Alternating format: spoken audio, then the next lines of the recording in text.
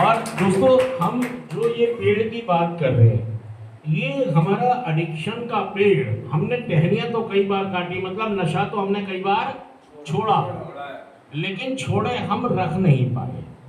बार बार नशा फिर दोबारा हमारे जीवन में, जैसे हम टहनी काट देते हैं पेड़ों की, और कुछ दिन बाद फिर वो टहनी दोबारा से आ जाती है और हरी भरी हो जाती है और फिर उसमें फल भी लगता है।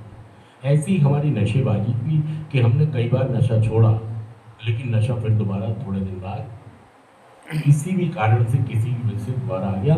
उसका कारण यही था कि मैंने अपने एडिक्शन की पेड़ की जड़ों को नहीं पहचाना। जड़ों को नहीं पहचाना मतलब मैंने अपने डिनायल को नहीं पहचाना, मेरा व्यवहार, मेरी सोच, मेरा नजरिया। देखिए, यहाँ पर 12 कदम लिखे हैं, 12 कदमों को याद करें। पहला कदम कहता है स्वीकार करो, दूसरा कहता है विश्वास करो, तीसरा कहता है सरेंडर करो, समर्पित हो जाओ, चौथा कदम कहता है निडर नैतिक सूची बनाई, पांचवा कदम कहता है कि मैंने ईश्वर के अपने और एक अन्य व्यक्ति के आगे अपनी गलतियों का सही स्वरूप कबूल किया, और छठा कदम कहता है कि हम तैयार थे, मतलब तैयार थे कि हम तकलीफ उठाएंगे, कुछ भी करेंगे, लेकिन अपनी कमियों को अपने अंदर से निकाल लेंगे। हमने नम्रता से प्रार्थना की ऊपर वाले से कि वो हमारे अंदर से हमारी कमियों को निकाल दें, क्योंकि हम में बहुत सारी कमियां हैं। हम दूसरों को जल्दी से स्वीकार नहीं करते, हम गुस्सा जल्दी कर जाते हैं, हम अड़ जाते हैं, हम अटक जाते हैं। हमें मतलब हम स्कूल में भी ऐसे थे कि हमें पढ़ाया जा रहा था लेकिन पढ़ना नहीं चाह रहे थे, और अब सेंटर में भी ऐसे ही है कि हमें कुछ बताया जा रहा है, हम पता करना नहीं चाह रहे। हमको लगता है कि यार मेरा नशा छूट जाएगा, मैं छोड़ दूंगा, नहीं छूटेगा दोस्तों। हमें अपनी जड़ों को पहचानना होगा। मेरा व्यवहार, मेरा सोच, मेरा नजरिया। देखिए दोस्तों, अगर कोई एक आदमी आपको कुछ कह रहा है और आप अगर अच्छी पोजीशन में है, जब भी तो आपको सीख पाएंगे उससे। आप अच्छी स्थिति में नहीं है तो सीख ही नहीं पाएंगे। जैसे मेरे पास मान लीजिए एक फ़ोन है, और वो फ़ोन है सस्ता सा, चाइनीज़ फ़ोन है, और सिम भी BSNL की है, और मैं बेसमेंट में बैठा हूँ, और आपके पास बहुत बढ़िया फ़ोन है, सिम भी बहुत बढ़िया है, प्लान भी बहुत बढ़िया है, तो क्या आप मुझसे संपर्क कर पाएंगे? समझिए इस बात को। क्या संपर्क हो पाएगा? आप समझ रहे हैं मैं क्या कह रहा हूं?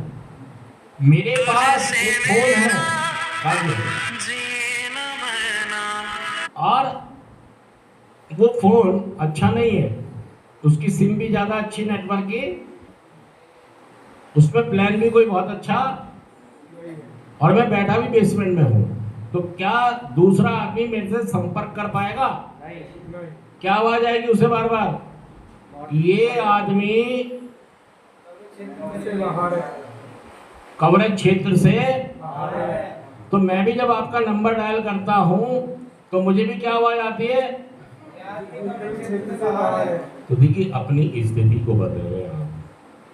अगर फोन वगैरह नहीं बदल पा रहे, सिम, तो भाई साहब बेसमेंट से निकल के आप छत पर तो आए यार, ताकि हमारा संपर्क आपसे बन जाए। अगर एक बार संपर्क बन गया, सुन लिया आपने, समझ लिया आपने। देखिए, एक आदमी मान लीजिए रास्ता भूल गया है, वो पहुंच नहीं पा रहा है लाल किला, बहुत सालों से प्रयास कर रहा है लेकिन लाल किला, और एक आदमी मिल गया उसको जो ये कह रहा है कि भाई साहब मैं तो रहते लाल किले पे हूँ, मैं तो लाल किले पे हूँ, तो आप उससे कितने दिल से पूछेंगे रास्ता? कितने दिल से?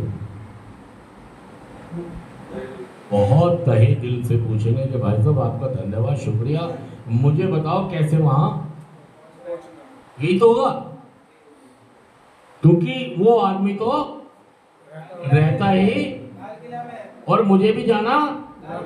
जब वो आपको रास्ता बताएगा तो आप उसे ध्यान से सुनेंगे या ध्यान से नहीं सुनेंगे?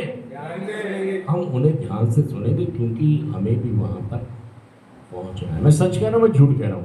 अगर हमें वहां पहुंचना है, जाना है, तो हमें अपनी एकाग्रता वहां पर लानी होगी। Thank you.